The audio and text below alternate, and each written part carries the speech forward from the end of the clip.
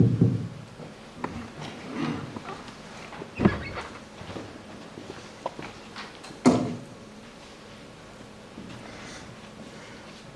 voudrais commencer par m'excuser d'avoir été aussi bref pour la dernière question qui m'a été posée tout à l'heure.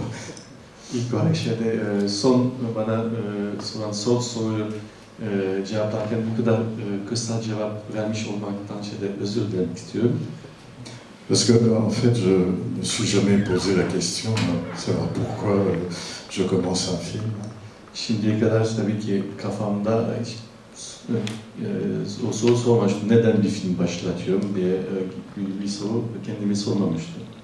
Mais peut-être faut-il simplement se laisser aller, être honnête avec soi-même et savoir quelle est la pulsion. C'est-à-dire, est-ce que c'est une idée, une histoire, ou est-ce que c'est l'envie de faire bouger une peinture ou une musique? Muhtemelen yolunuzu bulmak için neden bir film animasyona girmek istediğinizi kendinize sormanız gerekiyor. Kafanızda bir fikir var, anlatmak istediğiniz bir hikaye mi var?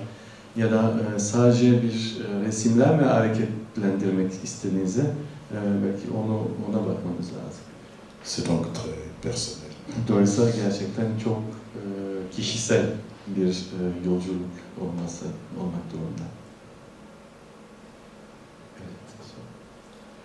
Birinci filmle son film arasında bir bağlantı vardı. Birinci filmde çiftçinin salyangoz ve toprakla olan ilişkisi, en sonki filmde de bir çocuğun salyangoz ve göbek bağı olan ilişkisi vardı. Şimdi bu iki tane film aynı yönetmenin değil benim bildiğim kadarıyla, çünkü birisi çok eskiydi. Dolayısıyla animasyon yönetmenleri kendi arasında böyle idolleri oluyor mu, birbirlerinden etkileniyorlar mı diye bir soru sorayım. Il y a un lien apparent entre le premier et le dernier film, puisque les deux parlent d'escargots.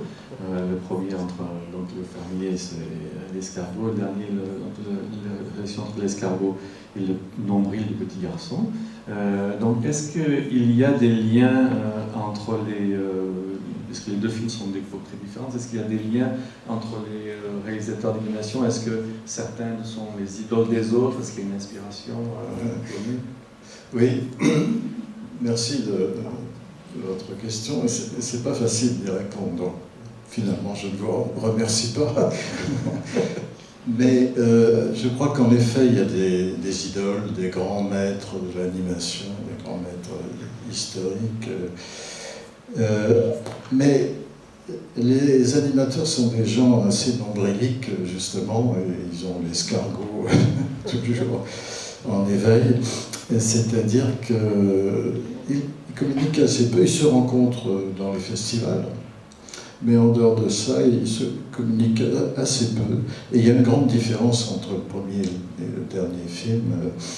Le premier est vraiment une fable politique, alors que le dernier serait, je sais pas, il faudrait demander à Sophie Rose, mais c'est plutôt une fable psychanalytique. Sorunuz için çok teşekkür ediyorum. Daha doğrusu teşekkür etmeyeyim çünkü soru çok zor.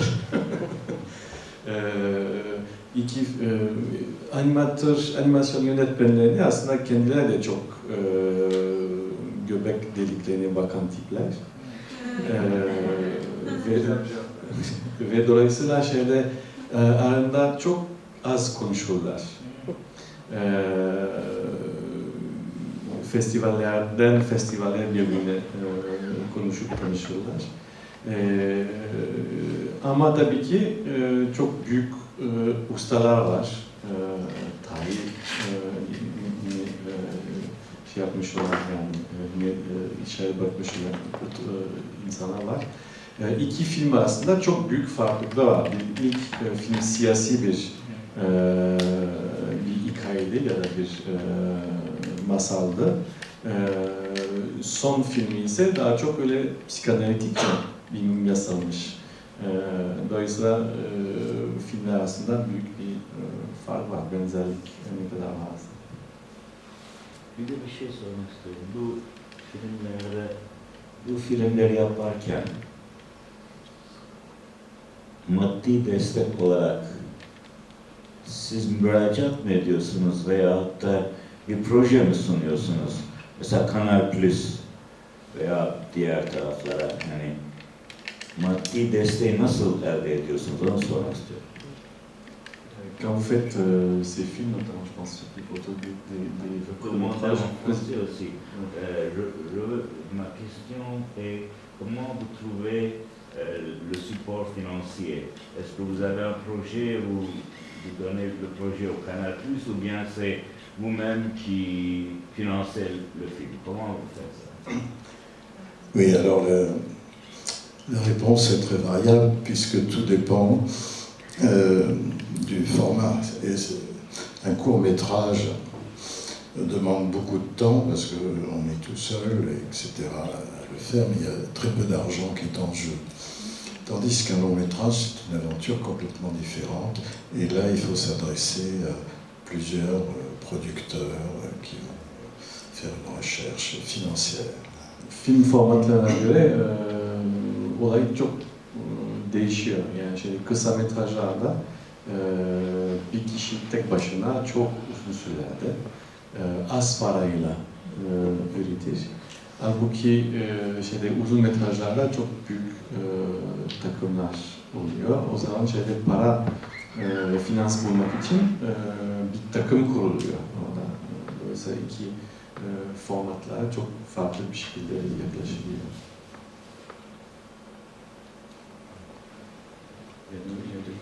Arkadan başlayıp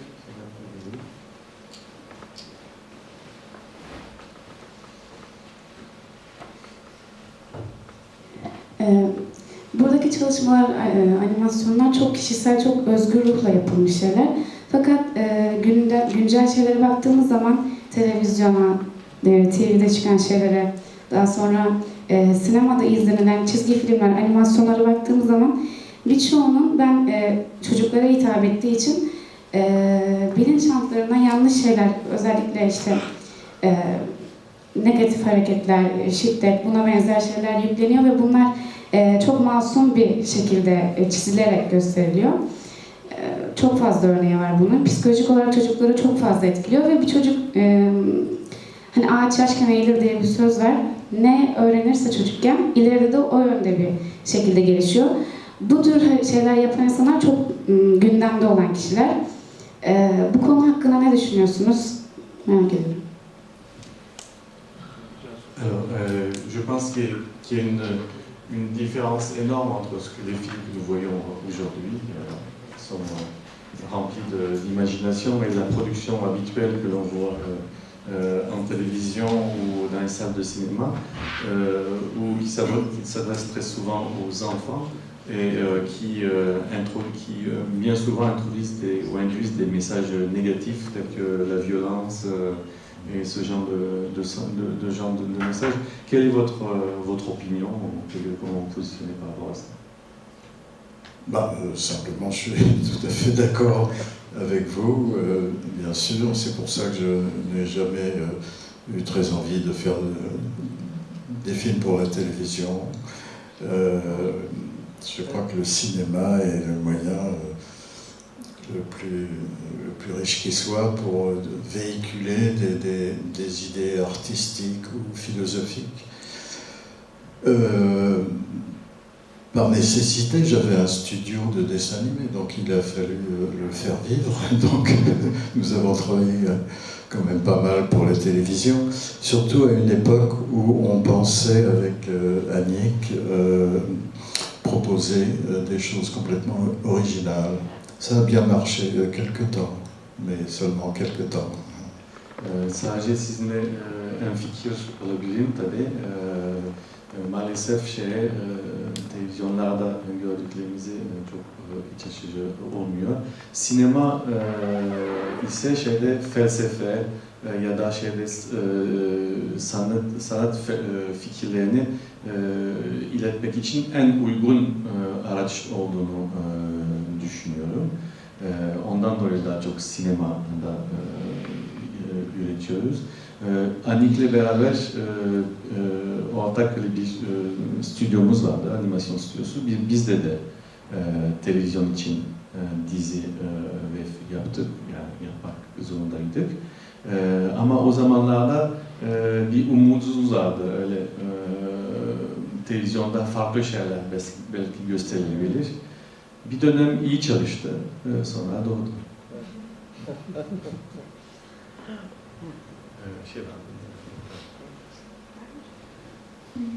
Kendisinin yine seçtiği filmler daha klasik ekipmanlarla üretilmişti, yani traditional stillerde.